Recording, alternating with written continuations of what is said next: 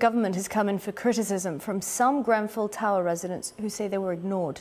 Let's discuss this now with Owen Jones. He's a Guardian columnist and he joins me from central London. Owen, good afternoon. Thanks a lot for joining me. What do you think happened here? Why were the residents of this tower ignored when they brought their concerns to the council? I'm afraid it's a damning indictment of the sort of society we live in. The people who live in that tower are working class people.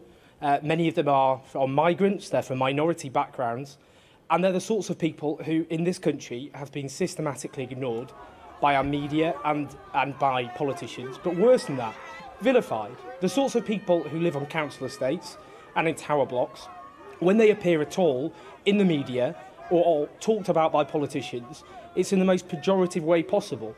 So when they spent year after year after year on the internet, on a blog, publicly pleading with the local authorities, the local council, pointing out the repeated, the huge safety problems, warning that a catastrophic fire was going to happen.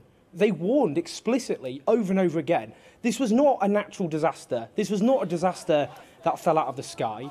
It was one that was predicted by those residents for year after year after year.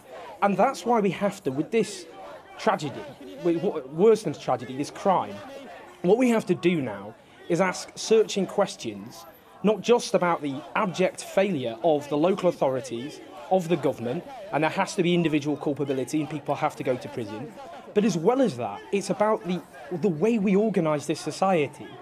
They're working class people, where people from minority backgrounds are ignored or vilified to the extent that when they plead with the authorities to stop them dying in a fire, they are ignored.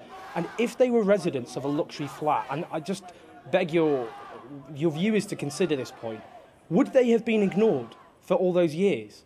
Of course they wouldn't. And that's why, to add insult to injury, the fact after they've been ignored for years, the Prime Minister won't even publicly meet with them, I'm afraid is a damning indictment of an entire Premiership, such as it is. OK, Owen, I'm afraid we're going to have to leave it there. We're out of time, but really thank you so much for coming on and sharing your thoughts with us this afternoon.